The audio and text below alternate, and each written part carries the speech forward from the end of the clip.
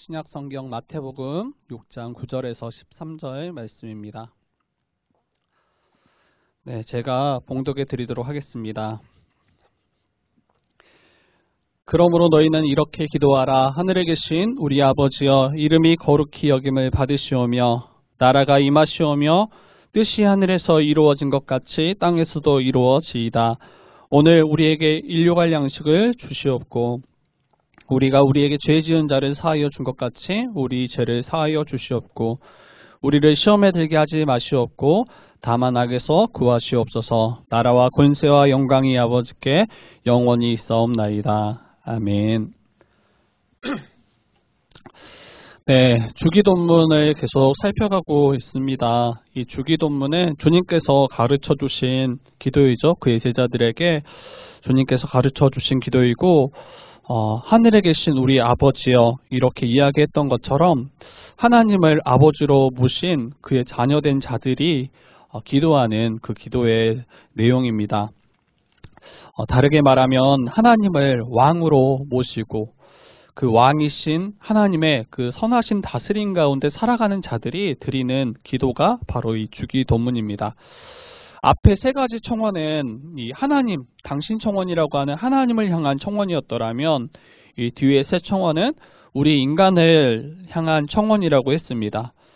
하나님 나라에 거하는 백성들이 이 땅 가운데 살아가는 복에 대해서 이 뒤에 세 이 청원은 이야기할 수 있을 것입니다. 그러니까 하나님 나라에 거하는 백성들이 이 땅 가운데 어떠한 복을 누리는가 할 때는 첫 번째가 그 일용할 양식을 주시기를 구하는 기도였죠. 그래서 하나님께서, 아버지이신 하나님께서 친히 그의 자녀된 자들의 필요를 날마다 채우시고 공급하시고 돌보시는 것, 이것을 이제 매일 구하며 살아가는 자들이죠. 그리고 이 두 번째 청원은 우리가 우리에게 죄 지은 자를 사하여 준 것 같이 우리의 죄를 사하여 주시기를 구하는 기도였습니다. 그러니까 하나님께 우리는 억만 죄를 지었던 자요, 또 이러한 죄를 용서받은 자로서 용서하며 살아갈 수 있는 자들, 그게 바로 교회이고 성도라고 이야기했습니다.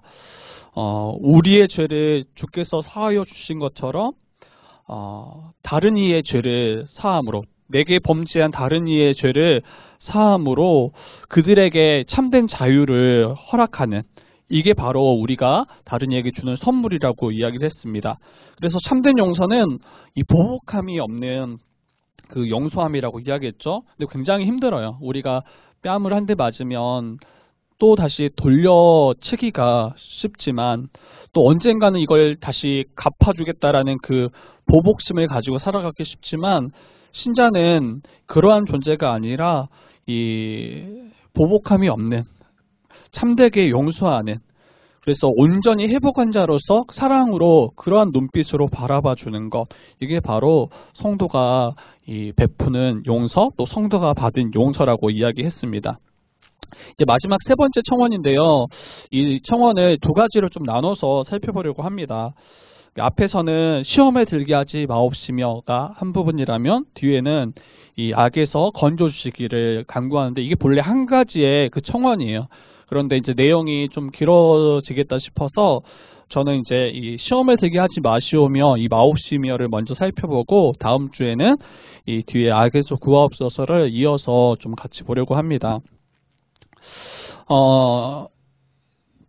세상은 이 시험의 영속입니다. 또 시험을 두 가지 것으로 나눠볼 수 있는데요. 한 가지는 이제 긍정적인 부분입니다. 이 시험에 대한. 그래서 어떠한 사람이 자기가 하고 있는 일을 참 잘해오고 있는지 자기 자신을 살피고 점검할 수 있는 그런 측면이 있습니다. 이 시험을 통해서. 그래서 이 부족한 부분들을 채워서 더욱더 온전히 자라갈 수 있도록 이런 긍정적이고 좋은 측면의 이 시험이 있는가 한 반면에 이 부정적인 측면도 있습니다. 이 부정적인 시험은 누군가를 걸려 넘어지게 해서 망하게 하는, 그래서 걸림돌이 되게 하는 이러한 의미로 또 이 시험을 이야기할 수 있습니다. 뭐 우리나라에 속한 학생들뿐만 아니라 수많은 나라의 학생들이 뭐 매번 뭐 중간고사, 기말고사 수많은 시험들을 치르고 오고 있죠. 그런데 이러한 시험들은 이제 뭐 긍정적인 측면도 있겠지만 좀 부정적인 측면이 많은 것 같습니다. 그러니까 이 시험을 통해서 이 학생들이 성장하고 더욱더 성숙한 사람으로 자라가는 측면보다는 이 시험 자체가 누군가를 떨어뜨리기 위한 그런 측면이 좀 강한 것 같습니다. 뭐 토익이나 토플 영어 시험도 마찬가지인 것 같아요. 이 영어를 모국어로 쓰는 외국인들에게 이러한 문제들을 풀어보라고 줬을 때 외국인조차도 이해하기 힘든 그런 문제가 굉장히 많다고 하더라고요. 좋은 문제가 아니에요. 이 문제를 통해서 이 영어를 잘 구사하고 또 자기가 자라가는 일에 이 영어가 쓰이는 것이 아니라 뭐 대학이나 어떠한 뭐 직장의 취업을 위해서 이 점수를 얻기 위한 그런 측면이 많이 있는 것 같습니다. 그래서 이 대학원의 그런 정원이 제한되어 있기 때문에 경쟁을 붙여서 소수의 학생이 이제 지나가고 남은 학생들을 떨어뜨리기 위한 그런 식의 이 문제들, 또 그러한 이 시스템이 지금 우리 한국이나 많은 나라의 그런 모습인 것 같아요. 이거 말고도 우리의 그 인생은 시험의 연속입니다. 뭐 사업을 하는 이들이나 장사를 하는 이들이나 소비자로부터 평가를 받고 또 점수를 받아야 하는 그런 상황들인 거죠. 이처럼 이 믿는 신자들에게도 시험은 있습니다. 그리고 앞에서와 같이 제가 말했던 것처럼 긍정적인 시험이 있는 반면에 부정적인 시험도 있습니다. 긍정적인 시험은 하나님께서 그의 백성들에게 허락하신 시험입니다. 이제 이것을 좀 구별하기 위해서 영어로 이제 테스트라고 이야기를 합니다. 그래서 이 시험을 통해서 점검하고 또 더욱더 이 주님 주시는 그 풍성한 복을, 충만한 복을 누리도록 주시는 시험이 있는 반면에 이 부정적인 시험도 있습니다. 이걸 이제 템프테이션이라고 할 수 있는데 유혹 정도로 이야기할 수 있을 것입니다. 이제 사단이 주는 시험을 말하는 거죠. 그래서 이 목적, 동기가 다릅니다. 하나님은 이 시험을 통해서 참된 복과 안식을 얻도록 이 시험을 주시는 반면에 사탄은 이 시험을 통해서 걸려 넘어지게 하고 하나님의 거룩한 백성에서 떨어져 나가도록, 그래서 하나님의 복과 안식을 잃어버리도록 하기 위해서 이 시험을 주는 것입니다. 이것을 이제 살펴보기 위해서 이제 좀 창세기 본문을 다시 좀 살펴봐야 될 것 같아요. 이미 주기도문 하면서 계속 이야기했던 부분이라 아마 이해하시는데 어려움은 없을 거라고 생각됩니다. 하나님께서 천지를 창조하셨을 때 어느 것 하나 결핍이 없는 그런 충만한 나라라고 이야기했습니다. 하나님께서 친히 공급하시고 또 먹이시고 입히셔서 모든 생물들이 굶주림 없고 온전히 풍성하게 누릴 수 있는 나라가 하나님이 처음 창조하셨던 나라이고, 그 창조물 가운데 특별히 인간을 창조하실 때 하나님의 형상을 따라 하나님이 창조하셨습니다. 하나님의 형상, 만왕의 왕이신 그 하나님의 형상을 따라 지음받았고, 하나님은 그 형상에 걸맞는 그 사명을 맡겨주셨죠. 바로 하나님을 대리해서 모든 만물을 다스리도록 마치 왕과 같이 모든 만물을 하나님을 대리해서 다스리도록 그러한 사명을 맡겨주셨습니다. 그래서 모든 피조물에게 아담과 하와는 하나님과 같이 여김받았으며 모든 피조물은 인간의 다스림 가운데 순종하며 살아가야 했습니다. 그리고 이 복된 삶을 살아가기 위해서 한 가지 명심할 것은 바로 하나님을 주로 모시는 것입니다. 하나님을 나의 왕, 나의 주로 온전히 모시고 그분 뜻에 순복하며 살아가는 것이 이게 중요한 열쇠인 것입니다. 그리고 순종하며 살아갈 때 아담과 하와는 그 하나님 나라의 모든 풍성한 복과 안식을 풍성히 누리도록 하나님께서 하신 것입니다. 그리고 하나님은 정말 그들이 자원함으로 또 사랑함으로 순종하며 살아가는지 확인하시고자 이 동산 중앙에 이 선악을 알게 하는 나무를 두셨습니다. 그리고 그 나무의 열매를 먹지 말라고 분명하게 말씀하셨습니다. 그리고 그것을 먹는 날에는 반드시 죽을 것이라고 말씀하셨습니다. 이게 바로 하나님께서 인간에게 허락하신 그 시험이었습니다. 근데 이 시험은 유혹이 아닙니다. 앞에서 말씀드렸듯이 이 시험을 허락하신 목적은 인간을 넘어뜨리려고 또 인간을 멸하시려고 이 시험을 주신 것이 아닙니다. 어떤 이들은 이 선악을 알게 하는 나무에 이 열매를 주신 것을 가지고 이 하나님께 투덜거리고 또 불평하고 원망하는 이들도 있습니다. 그 이유를 들어보면 이런 것입니다.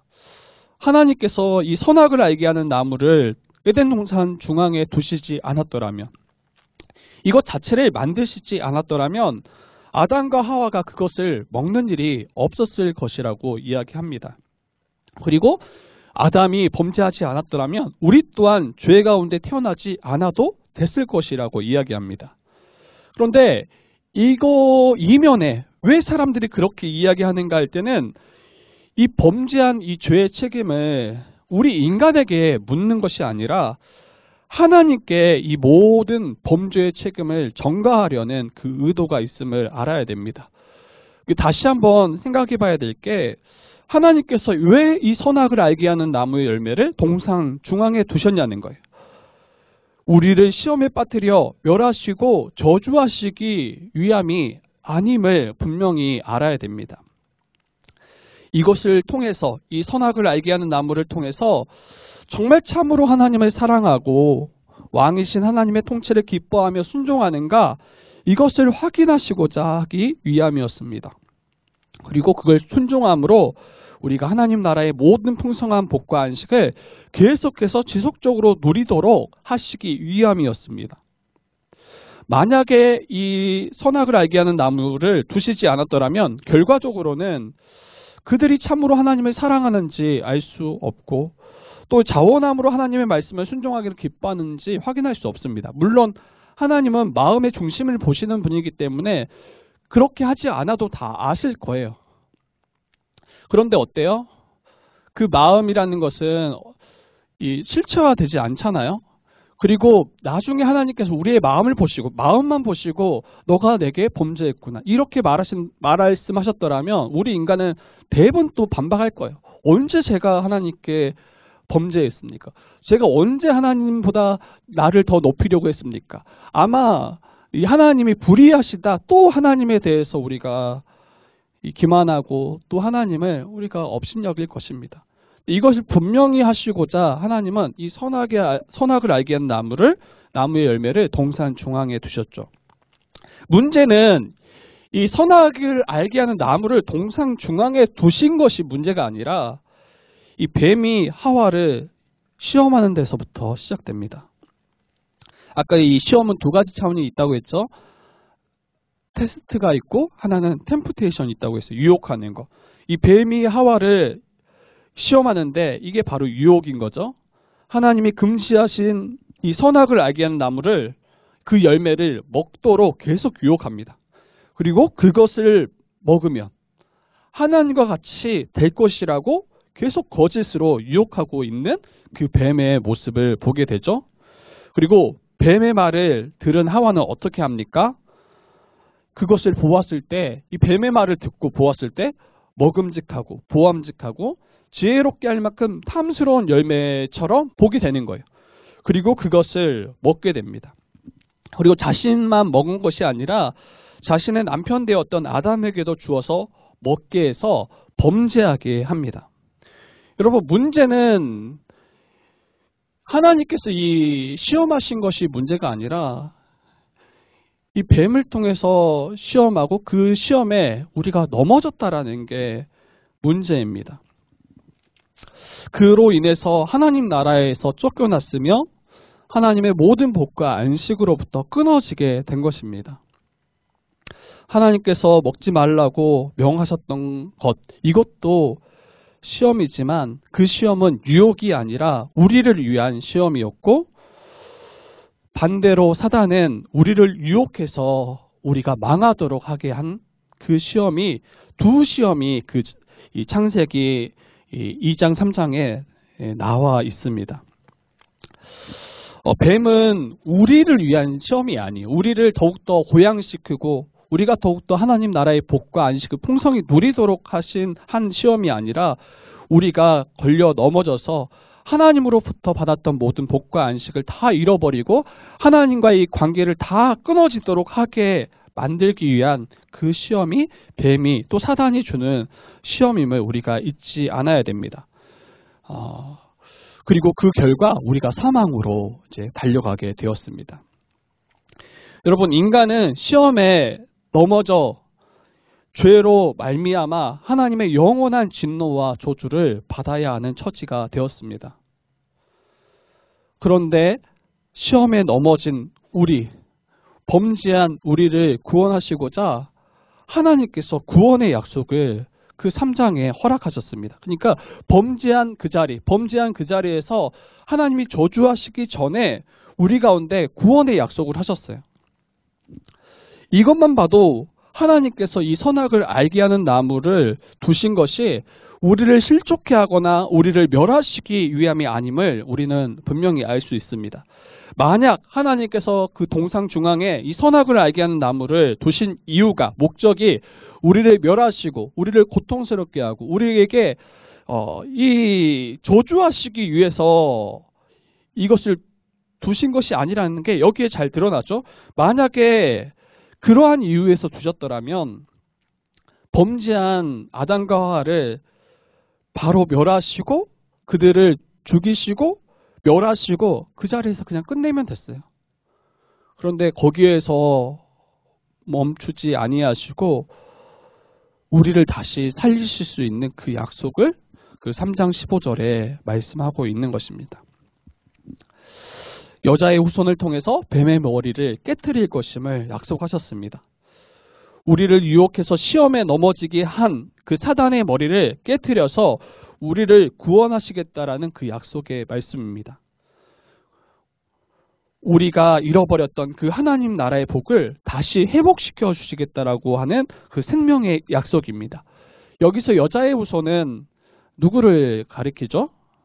바로 성령으로 말미암아 동정녀 마리아로부터 나신 그 예수 그리스도를 가리킵니다. 그리고 그가 십자가로 말미암아 사단의 머리를 깨트리고 승리하심으로 우리에게 이 구원을 선물로 주실 것임을 이미 이 창세기 3장에서 약속으로 보여주고 계신 거죠. 여러분, 이제 우리를 한번 다시 돌아봐야 될 것 같아요.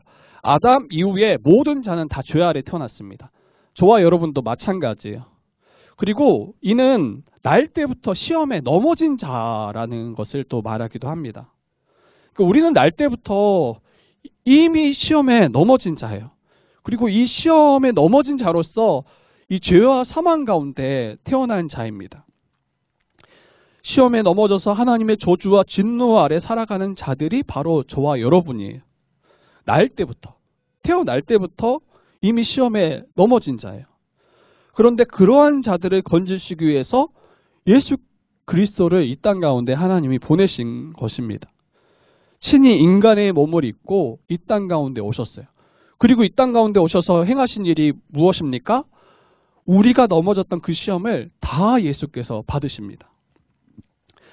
우리를, 시험에 넘어진 우리를 구원하시고자 친히 우리를 대신해서 그 시험을 다 받으십니다. 여러분, 예수님은 공생의 시작 때부터 시험이었어요. 그 전부터도 뭐 시험이었지만 제가 몇 가지 가장 시험으로서 이야기할 만한 것들을 몇 가지만 이야기를 드리겠습니다. 여러분, 예수께서 공생애를 시작하실 때 성령께서 이 세례받은 예수 그리스도를, 이 세례 요한을 통해서 세례받은 이 예수 그리스도를 광야로 몰아내셨습니다. 그리고 40일 동안 광야에서 금식하신 후에 사탄이 예수를 시험했죠.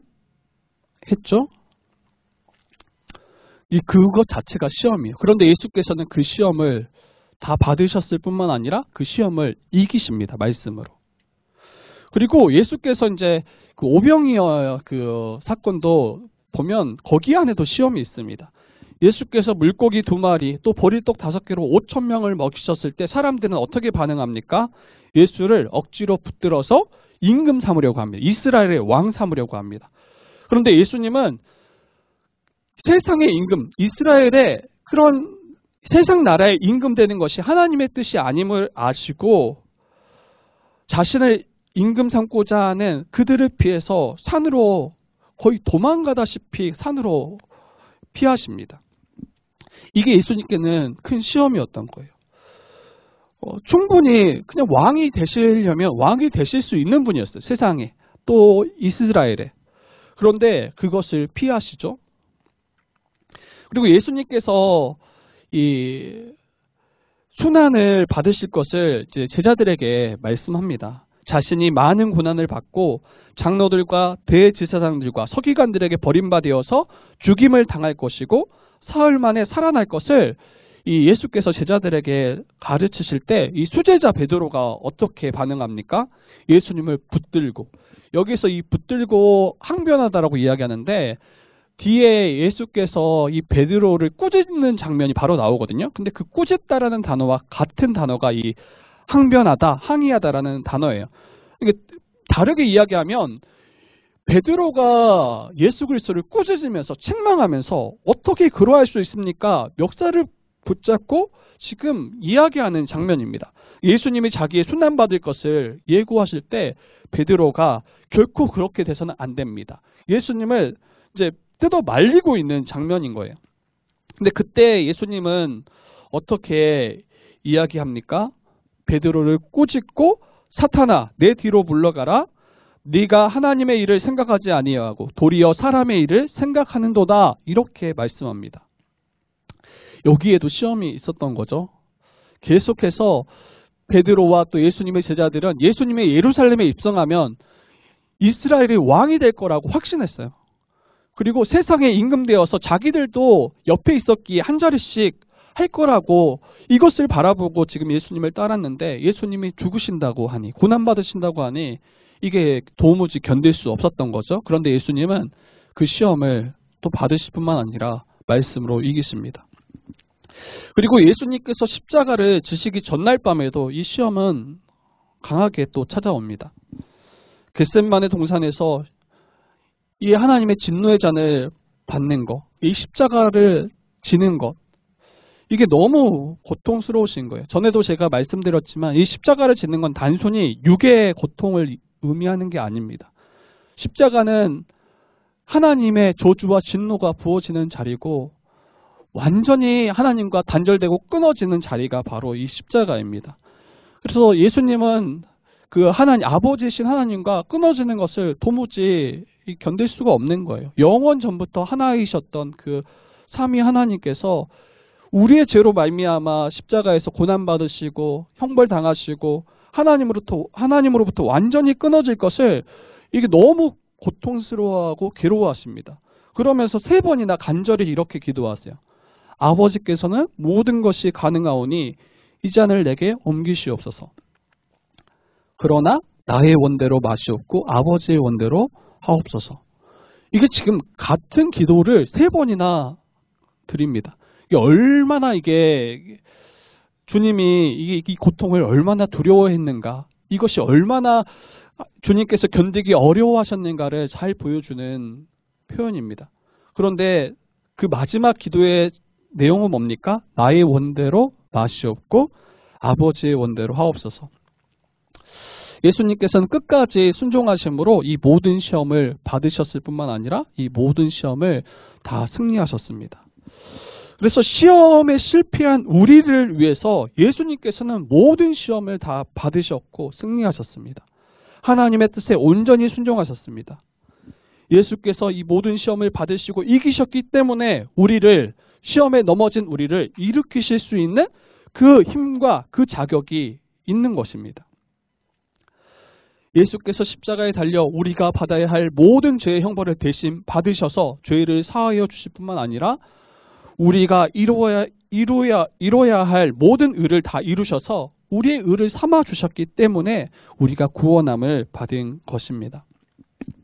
여러분 이제 다시 또 한번 또 돌아가서 다시 이야기해 봅시다. 왜 주님께서는 우리를 시험에 들게 하지 마옵시고 이렇게 기도하라고 명했는지. 죄 아래 태어난 우리는 본래 실패한 자라고 이야기했어요. 시험에 넘어진 자라고 이야기했어요. 그리고 이 죄 아래 태어난 모든 자들에게 이 시험은 없습니다. 이게 무슨 말이냐면 사단은 더 이상 죄 아래에 거하는 자들, 자기의 종된 자들을 시험하지 않습니다. 유혹하지 않는다는 거예요. 이 말은 오해하시면 안 돼요. 세상을 살아가다 만나는 어려움이 없다는 이야기가 아닙니다. 어려움의 연속이고 또 한몸됨이 깨졌기 때문에 서로 다투고 또 땅이 가시덩굴과 엉겅퀴를 내기에 고통과 시련의 연속이 이 땅의 삶이에요. 이거는 믿는 자나 믿지 않는 자나 다 당하는 고통입니다. 앞에서 제가 시험이 이 사탄의 종된 자들, 이미 시험에 넘어진 자들에게 이 시험이 없다라는 것은 사탄이 그러한 자들을 시험하지 않는다라는 거예요. 이미 사탄의 종이기 때문에 뱀이 아담과 하와를 유혹했던 것처럼 그가 유혹했던 이유는 목적은 분명해요. 하나님으로부터 끊어지도록. 하나님 나라의 그 복과 안식을 다 잃어버리도록. 이게 지금 사단이 아담과 하와를 유혹했던 그 목적입니다. 그런데 날 때부터 죄 아래에 태어난 우리는 사단의 나라에 속하였고 또 사단의 종이 되었기에 더 이상 사단을 유혹하지 않습니다. 그러면 우리가 지금 이 땅 가운데 믿지 않는 자들이 이 땅 가운데 살아가는 고통과 시련은 무엇입니까? 바로 죄로 말미암은 하나님의 저주와 진노인 것입니다. 사단의 통치 아래 범죄하며 살아가는 자들이 얻는 죄의 싹일 뿐입니다.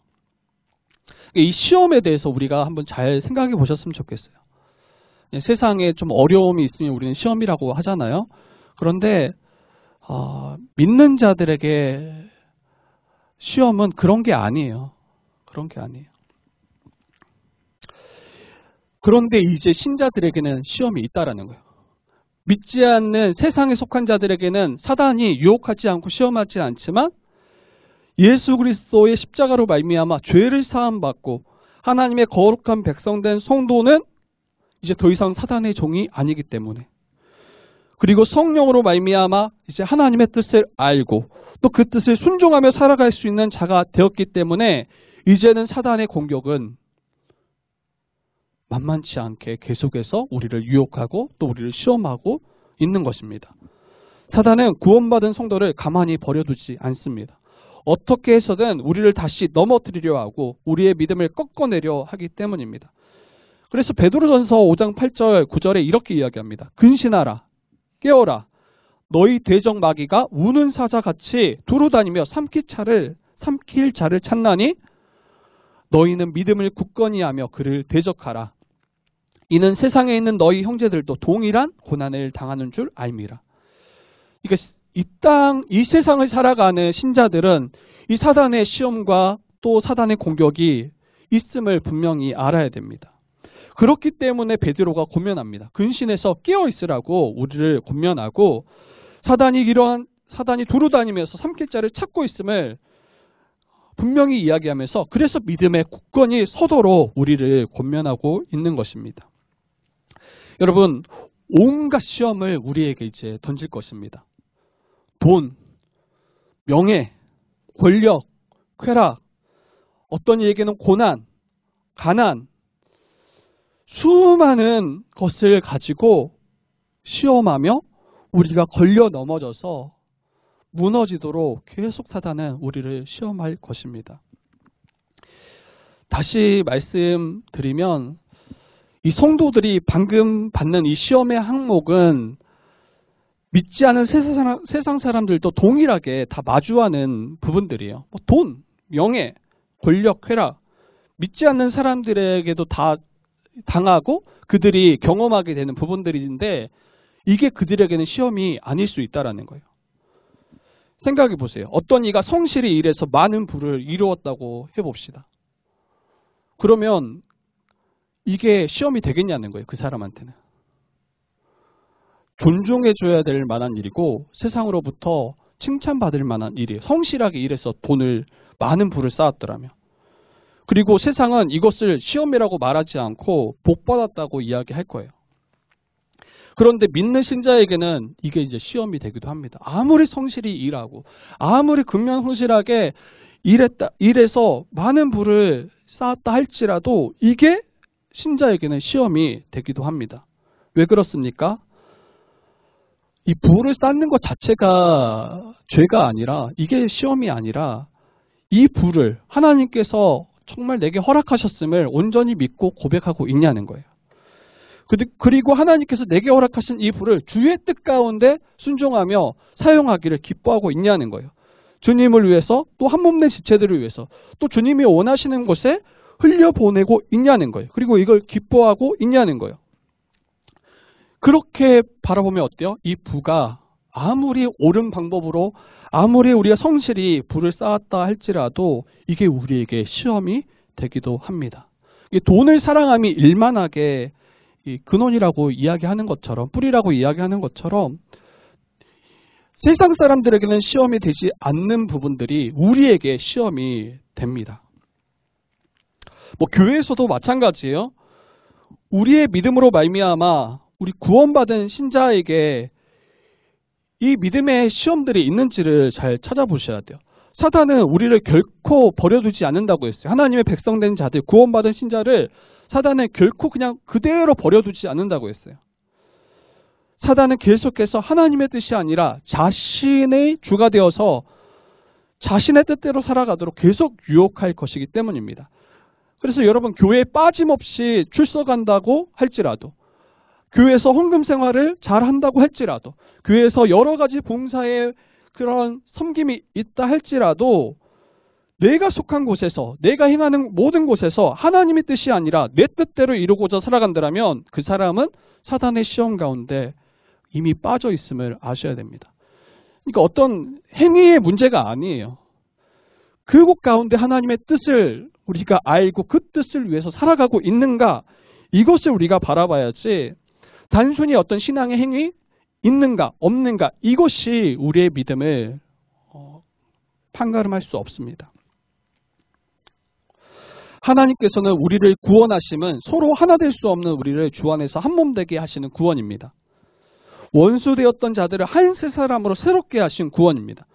그런데 만약 교회 안에서 아무리 우리가 앞에와 같은 그런 신앙의 그런 행위가 있다 할지라도 교회 안에서 서로 사랑하지 않고 서로를 비방하고 헐뜯고 한 몸으로 여기지 않고 살아간다면 여기에 사단의 시험이 있다라는 거예요. 우리는 그렇게 생각하지 않잖아요. 그냥 교회에서 예배 잘 드리고 헌금 생활 잘하고 교회에서 목사님들이 말하는 것들 잘 따라서 봉사한다라면 이미 승리했다라고 여기고 우리의 구원에 대해서 전혀 우리가 의심하지 않잖아요. 그런데 시험은 그런 게 아닌 것 같아요. 단순히 고난이 있고 없고가 시험이 아닌 것 같아요.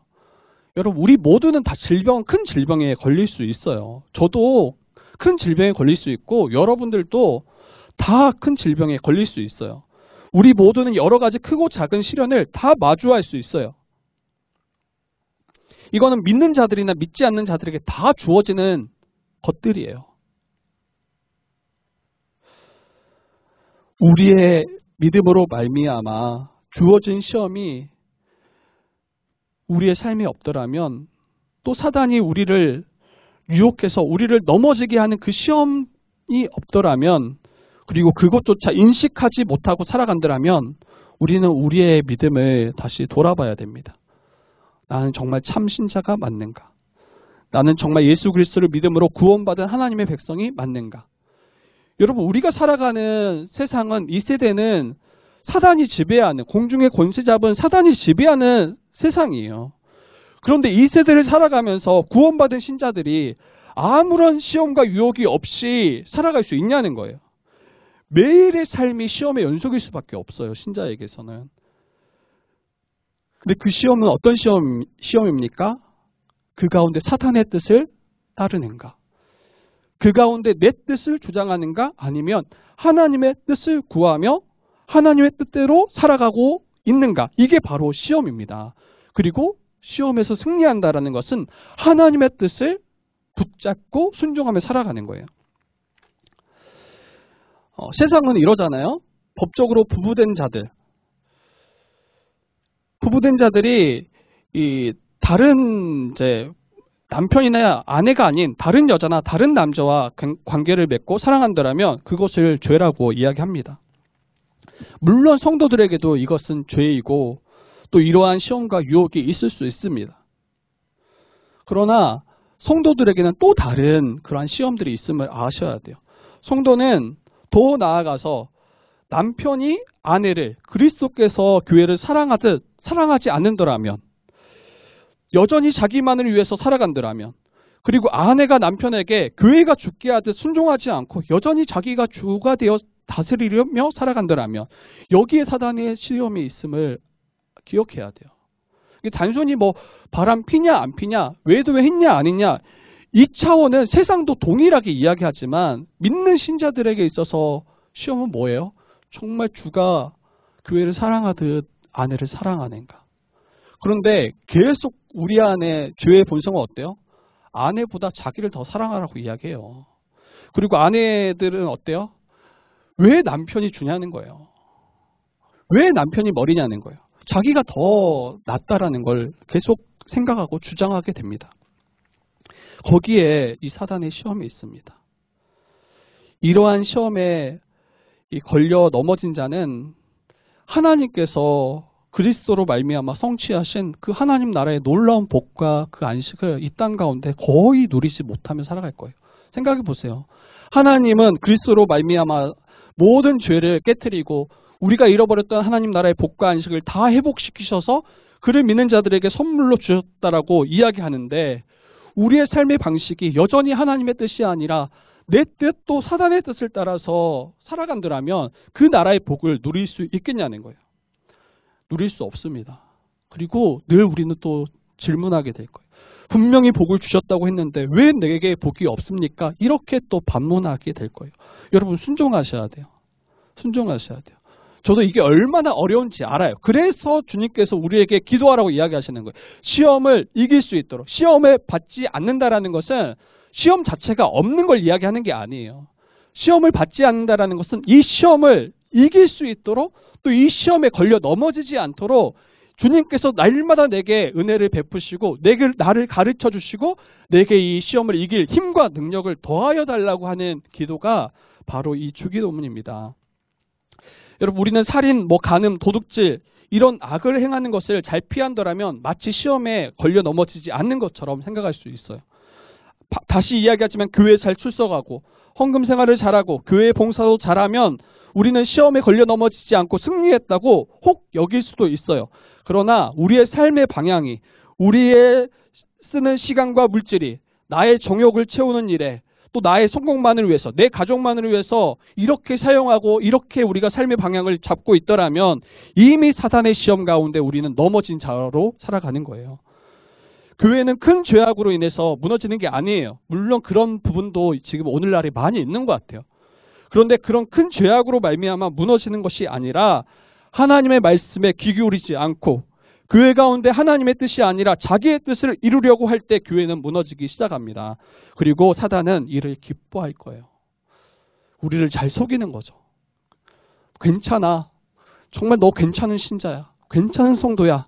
그러면서 여전히 신앙의 행위는 있지만 교회 안에서 자기 뜻을 구하고 자기만을 위하고 하나님이 주가 아니라 내가 주가 되어 살아가도록 사단은 우리를 또 속이고 있는 거예요.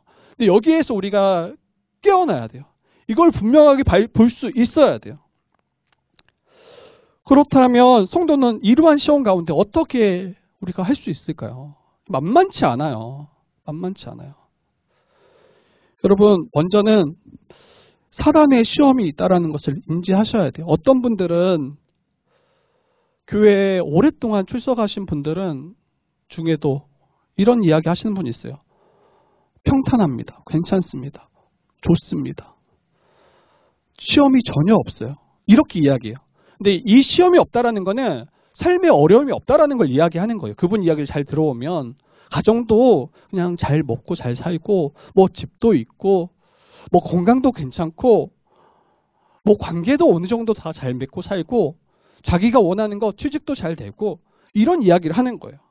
시험이 없다라고 이야기하는 거예요. 그런데 그분의 삶을 보면 교회 안에서 하나님의 뜻을 구하지 않아요. 옆에 있는 한 몸 된 지체들을 살피지 않아요.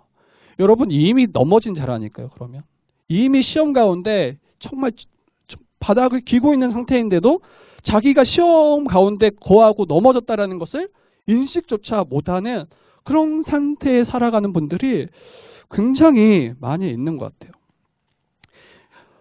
여러분 시험은 우리 가운데 날마다 있는 것 같아요. 매일 매 순간 우리는 시험 가운데 살아가고 있는 것 같아요. 이 믿음의 싸움이 있음을 우리는 아셔야 돼요. 사탄이 삼킬 자를 찾아서 슬피 울며 두루 찾아다니고 있음을 인지하고 있어야 돼요. 그리고 이 사탄을 대적하여 영적인 싸움을 살아가는 그 영적 전투가 우리 앞에 있음을 우리는 분명히 보시고 인지하셔야 돼요. 큰 고난이 없다 할지라도, 큰 문제가 없다 할지라도 괜찮다라고 생각할 때, 시험이 없다라고 생각할 때 그때가 가장 위험한 시험일 수 있어요. 그때가. 여러분, 성도는 매 순간이 시험의 연속입니다. 매 순간 내 뜻이 아니라 하나님의 뜻을 구하며 살아가고 있는지, 그 뜻 가운데 순종하며 살아가기를 우리가 정말 기뻐하고 힘쓰고 있는지, 그렇기 때문에 깨어 있어야 돼요. 하나님의 뜻을 분명히 알아야 돼요. 그래야 이 믿음의 싸움을 싸울 수 있습니다. 그래서 이 에베소서 6장은 이 전신갑주, 성령으로 말미암은 그 갑주에 대해서 이야기를 하잖아요. 그래서 그 마지막이 성령의 검을 가지라고 이야기합니다. 성령의 검, 곧 하나님의 말씀을 가지라고 이야기합니다.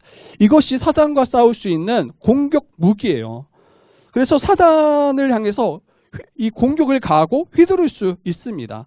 구원의 투구와 성령의 검, 곧 하나님의 말씀을 가지라. 하나님의 진리의 말씀을 우리가 계속 배워가셔야 돼요. 계속 배워가고 그 말씀에 확신하고 고하시고 이 말씀을 붙잡고 이 믿음의 싸움을 싸우셔야 합니다.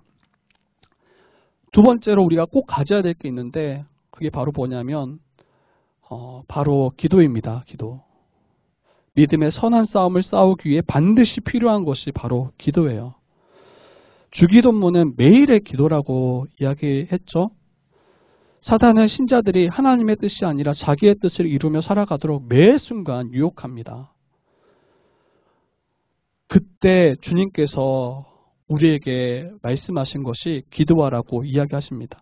그 예수께서 겟셋마네 동산에서 이 심히 괴로워하시면서 3번 기도하라고 하실 때 3명의 제자를 함께 데려가요. 베드로와 요한과 야곱. 그러면서 그들이 앞으로 시험을 당하고 시험을 만날 것을 아시고 자기도 기도하실 뿐만 아니라 그의 제자들에게 말씀하십니다. 시험에 들지 않게 깨어 있어 기도하라. 마음에는 원이로되 육신은 약하도다. 계속 그들의 피곤함 때문에 졸면서 기도하지 못하는 거예요. 자기의 삶의 그 피로 때문에 기도하지 못하는 거예요. 삶의 분주함 때문에 기도하지 못하는 거예요. 그런데 주님은 아시죠. 우리가 만나게 될 그 시험이 만만치 않으면. 그래서 시험에 들지 않게 깨어 있어 기도하라. 이렇게 이야기합니다. 시험이 찾아올 걸 아셨어요. 그리고 이걸 다르게 이야기하면 기도하는 자를 주께서 시험으로부터 지키시고 이기게 하시겠다라고 말씀하시는 겁니다. 기도하는 자가 이 시험을 이길 수 있어요. 기도하는 자가 이 시험으로부터 안전할 수 있어요. 근데 이것도 자기 의로 연결하면 안 되죠. 아, 기도해야 되겠구나. 내가 기도 많이 하면 되겠구나. 이게 아니죠. 기도 자체가 능력이 있는 게 아니에요. 기도는 뭡니까? 우리의 기도의 대상이신 하나님을 전적으로 의지하는 우리의 믿음의 고백인 거예요. 나는 할 수 없다라는 걸 인정하는 거예요. 이 시험으로부터, 우리 매일의 그 시험으로부터 하나님께서 우리를 지켜주시기를 구하는 거예요. 나는 연약하니, 나는 할 수 없으니 주께서 친히 나를 돌보시고 모든 시험으로부터 나를 지켜주시기를 구하는 게 바로 기도입니다. 하나님의 뜻을 분명히 알아서 그 뜻에 순종하며 살아갈 수 있는 힘과 지혜를 더하여 주시기를 구해야 합니다. 왜 예수께서 이 주기도문 가운데 이 기도를 명하셨을까요? 우리는 시험을 이길 수 있는 존재가 아니에요. 우리는 결코 우리의 힘과 지혜로는 이 시험을 이길 수 없어요. 근데 기도하지 않는 거는 다르게 말하면 어떤 거예요? 내가 해볼 수 있겠다. 내가 이겨볼 수 있겠다. 이렇게 생각하고 또 고백하는 것과 다르지 않습니다. 여러분 기도하셔야 돼요. 기도하셔야 돼요. 저도 정말 기도가 많이 부족하다라는 생각을 요즘 많이 하는데 또 나를 더 의지하게 돼요. 내가 해봐야지. 막 이런 생각을 가지고 더 뭔가를 이루려고 하는데 이게 어리석은 것임을 우리가 아셔야 돼요. 그런데도 또 그렇죠. 그냥 또 눈앞에 있는 것들 붙잡고 또 그거 애쓰고 힘쓰고 씨름하고 기도는 맨 밑으로 밀려나 있는 그런 모습들을 보게 될 때가 있습니다. 그런데 이 시험을 이기는 것은 다른 거 아니에요. 말씀과 기도입니다. 말씀과 기도. 또한 성도는 그렇다고 해서 이 시험을 너무 두려워해서도 안 돼요. 왜 그렇습니까? 이미 예수께서 이 시험을 이기시고 승리하셨기 때문이에요. 그의 백성된 성도들에게 이 승리를 선물로 주셨기 때문이에요. 여러분, 우리는 시험에 들어서 넘어질 수 있어요.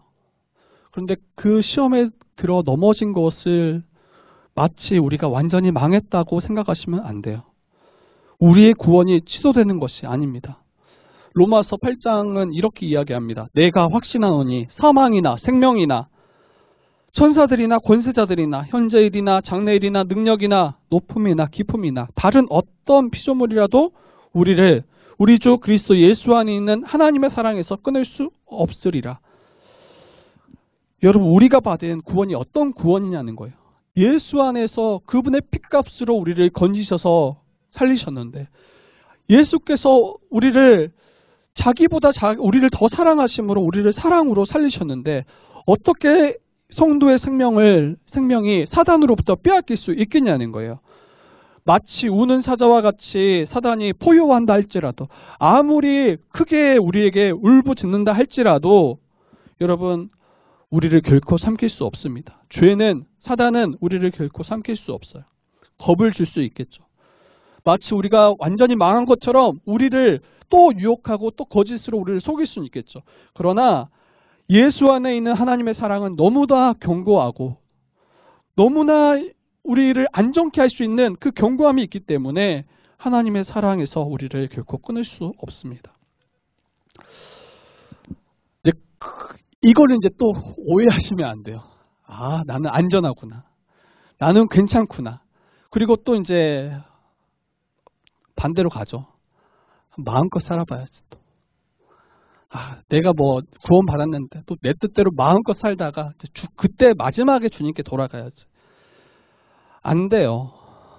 이 구원의 은혜를 아는 자들은 그렇게 마음껏 자기를 다시 죄에 내어주고 또 불의의 무기로 사탄에게 내어주며 살아갈 수 없어요. 매일 넘어지지만 그거에 애통해하고 고통하고 또 다시 주님 앞에 회개하고 또 죄사함의 은혜를 구하는 것이 이 신자의 모습이지 마치 복음을 모르는 자들처럼 완전히 죄에게 내어줘서 마음껏 또 즐기고 또 마음껏 죄를 버타며 살아가는 것을 살아갈 수가 없어요.